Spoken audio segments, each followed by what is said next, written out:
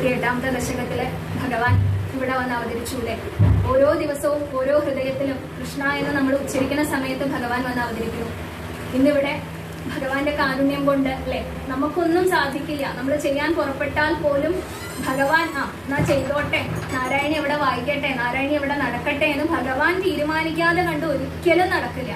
അപ്പൊ ഭഗവാൻ തന്നെയാണ് ഇത് നടത്തുന്നത്, നമ്മൾ ആരുമല്ല. ഇവിടെ ഇരുന്ന് വായിക്കുന്നതായാലും ഉച്ചരിക്കുന്നതായാലും ഓരോ ശ്ലോകം ഓരോ അക്ഷരം നമുക്ക് ഉച്ചരിക്കാൻ സാധിക്കുന്നത് ആ ഭഗവാൻ തീരുമാനിക്കുന്നുണ്ട്. അവര് ചോദിക്കോട്ടെ, ഞാൻ കേട്ടോളാം, ഞാൻ സന്തോഷിക്കാം എന്ന് ഭഗവാൻ തീരുമാനിക്കുന്ന സമയത്ത് നമുക്ക് എന്തൊക്കെയോ ചെയ്യാൻ പറ്റണം, അത്രേ ഉള്ളൂ. അപ്പോ ആ കൃഷ്ണ അവതാരം നമ്മൾ വായിച്ചു, നമ്മളുടെ എല്ലാവരുടെയും ഹൃദയത്തില് ഭഗവാൻ അവതരിച്ചു. അതിനുശേഷം ആ വസുദേവര് തന്റെ ഹൃദയത്തോട് ചേർത്ത് പിടിച്ച് അല്ലെ മനസ്സിന്റെ ആ മനസ്സോടെ ആ ഗോകുലത്തില് കൊണ്ട് ഭഗവാനെ കിടത്തി. അല്ലെ എങ്ങനെ സാധിക്കുക, നമ്മൾക്ക് മുന്നിൽ പ്രത്യക്ഷമായിട്ട് കാണണമെന്നില്ല, എന്നാൽ പോലും കൃഷ്ണനെ വിട്ടു നിൽക്കാൻ നമുക്കൊരു നിമിഷം പോലും ഹൃദയം കൊണ്ട് സാധിക്കണില്ല. അപ്പൊ ആ വസുദേവരുടെയും ദേവകിയുടെയും അവസ്ഥ ഒന്ന് ആലോചിച്ച് നോക്കൂ. ഭഗവാൻ തന്നെ വന്ന് പിറന്നിട്ട് ആ ഭഗവാനെ ജനിച്ച ഉടനെ തന്നെ വിട്ടുപിരിയേണ്ട അവസ്ഥയാണ്.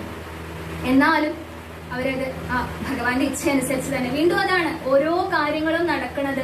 നമ്മുടെ ജീവിതത്തിലായാലും ഓരോ കാര്യങ്ങളും നടക്കുന്നത് നമ്മുടെ സ്ക്രിപ്റ്റ് അനുസരിച്ചല്ല, ഭഗവാന്റെ സ്ക്രിപ്റ്റ് അനുസരിച്ചാണ്. ദേവകിയും വസുദേവരും അവര് ഭഗവാന് ജന്മം കൊടുത്തപ്പോൾ ഒരിക്കലും ചിന്തിച്ചിട്ടുണ്ടാവില്ല ഭഗവാനെ വിട്ടുപിരിയേണ്ടി വരുമെന്ന്.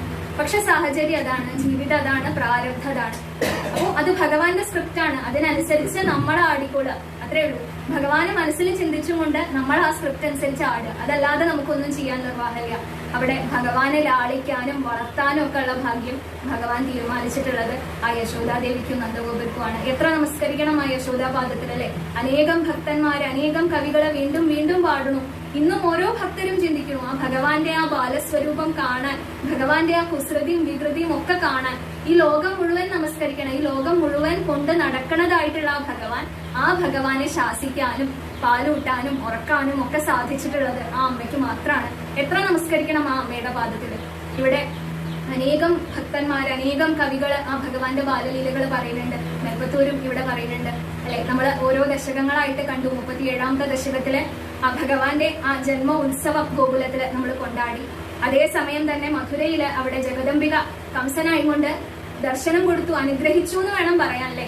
ആചാര്യന്മാര് പറഞ്ഞു കേട്ടിട്ടുണ്ട് ഭഗവാൻ തന്നെ വരുന്നുണ്ട് എന്ന് ചിന്തിച്ച് മനസ്സ് പേടി കൊണ്ടാണെങ്കിലും ഭഗവാനില് ഉറച്ചുപോയ കംസന് ജഗദംബികയുടെ ദർശനം കിട്ടിയെന്നാണ് അല്ലെ. തിരിച്ചും പറയും നമുക്ക് ഭഗവാനെ കിട്ടണം എന്ന് ആഗ്രഹമുണ്ടോ എന്നാൽ ജഗദംബികയെ ആശ്രയിച്ചാൽ മതി എന്നാണ്. ജ്യേഷ്ഠനും അനുജത്തിയാണെന്നാണ് പറയാ. അനുജത്തിയുടെ പാദം പിടിച്ചു കഴിഞ്ഞാൽ ഉറപ്പായിട്ടും ജ്യേഷ്ഠനെ കിട്ടും.